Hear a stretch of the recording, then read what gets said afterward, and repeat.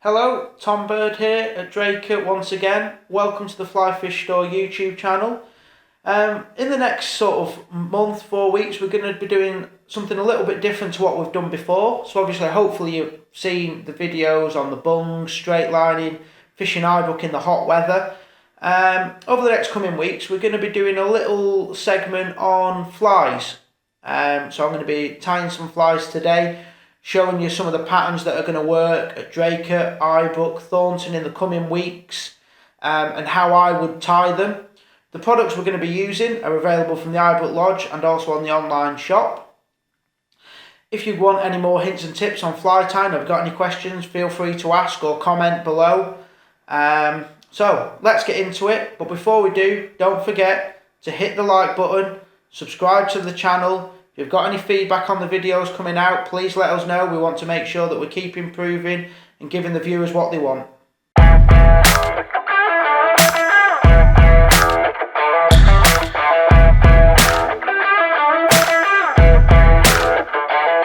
So, next fly that we're going to look at is the Big Red. So the Big Red is a fantastic pattern. Imitates the large emerging buzzers. So as we get into the warmer months, sort of end of May, June, we start to see the large big red buzzers, and this imitates them as they're hatching off. So it's a fantastic pattern designed by a chap called Bill Latham. Fortunate enough to actually get some of Bill's original patterns, and they really are a big fly. As you can see here, this is the Full and Mill one, probably one of our best selling patterns here at Draker. It's got a really big cock hackle, and it's a meaty old fly, is the Big Red. So gonna look at how to tie one now. So we'll take this one out of the vise. So to start with, the hook I'm going to be using is a Full and Mill all-purpose medium in a size 10. So get one of those out, get it in the vise.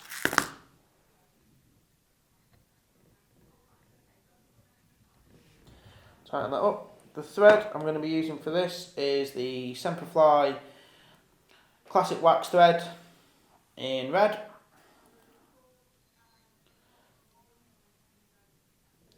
It's a 12/0, so it's quite thin. Work my thread down, trim away the excess.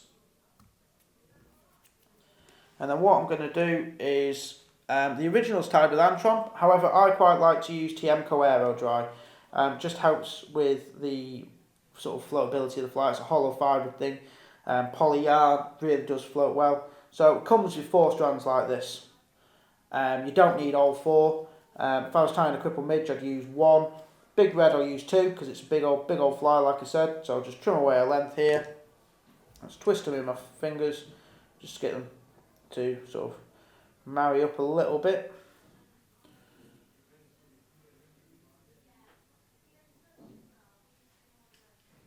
So I'm about sort of a third of the way down the hook at the minute, so I'm just going to catch that in, loose turn, make sure it's on the top, make sure I'm happy with where it is on the fly, which I am, and then what we're going to do, keeping it nice and tight, is just work our way back down, making sure to keep it on the top, back down towards the just opposite the barb.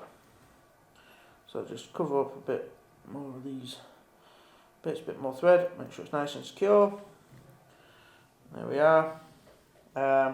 So the rib for this fly is going to be silver wire, so this is just a Vineyards fine silver wire. I've already pulled a length off, so just one turn, just pull it back, make sure I'm not catching in loads, a couple of nice wraps because it is quite a slippy material. And for the body, this is fluoro red seal's fur. Quite like the Big Reds to be nice and bright. Just pull myself a pinch off,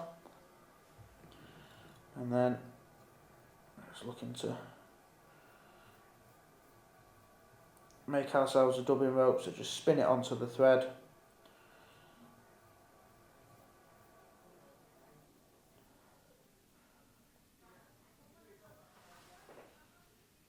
Right. So we'll just start touching turns our way back up towards the white breather that we'd already put on. Got a bit too much, so we'll just pull that away. We'll save that for later because we'll be using that for in front of the thorax. And then what we're going to do is come up with the wire, bringing it towards me. Nice, even, open turns. So get probably 5 wraps in there, just to help secure the body. Last one over the top, and cover it over with the thread. 3 nice tight wraps, holding the thread tight, and just break the wire away. Don't use your good scissors on the wire. So for this, it's a cock hackle. So this is a Vineyards cape that I've got, and what we're looking for is a feather with the barb length about the length of the body. So this cape's got absolutely hundreds of feathers, so that one's a touch too long.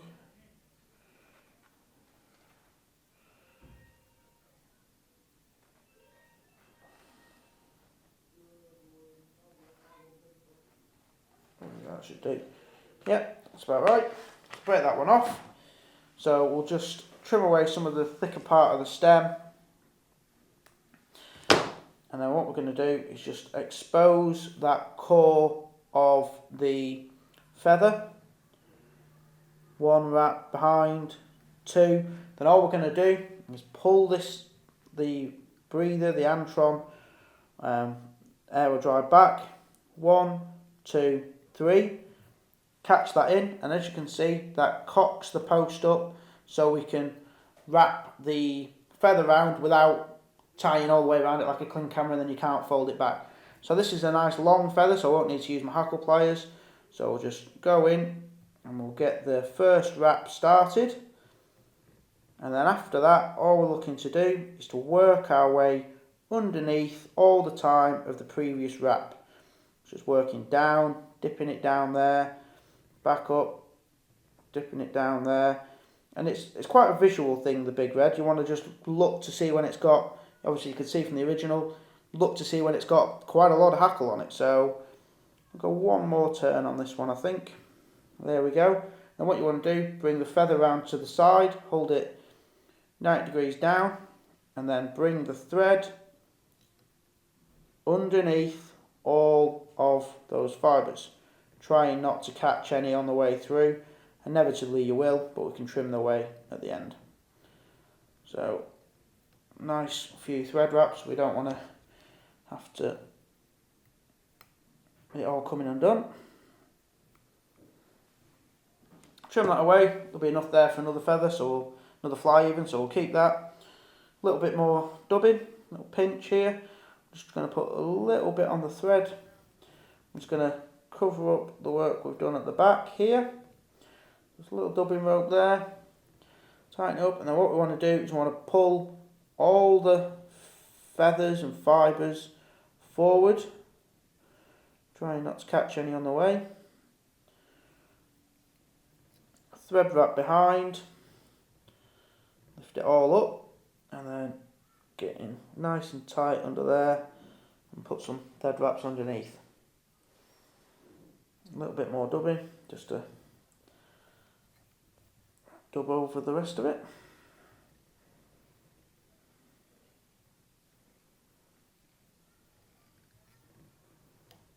Yeah, that's nice. So now we're going to look at this breather on the front. So what we want to do is we want to pull it nice and tight, and we want to pull all the fibres back out the way so you're not dropping any down. Nice and tight, down over the eye, and then 1, 2, just make sure it's central.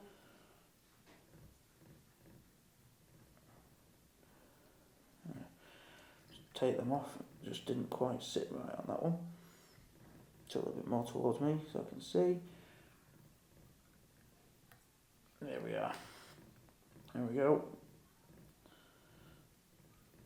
Nice thread wraps there. Hold it all in place, and then go in with the back of the nail and really push down and pull it tight and get those hackle fibres so they're going to be sat nice and flush to that body. Gives a really nice profile then. So done that, I always lift the antron up, and then I always whip finish under the antron, just help lift it up a bit, get that profile of the fly sat down. So coming in now, whip finish underneath there. Just trim away. So now we've got the breathers, they just need trimming up. So I like about half the length of the body for the back one. So measure it off with my scissors. So about there. Same again for the front. So about there. So as you can see, same nice profile of the fly. It's going to float really well, looks nice on the water. Fish love it. Just going to put a little bit of Vineyards varnish just to make sure the fish don't bite it off on the first one you catch on it. A little bit of varnish on there. Just let it soak in. And then that is good to go. Hopefully that will catch me some fish in the coming months.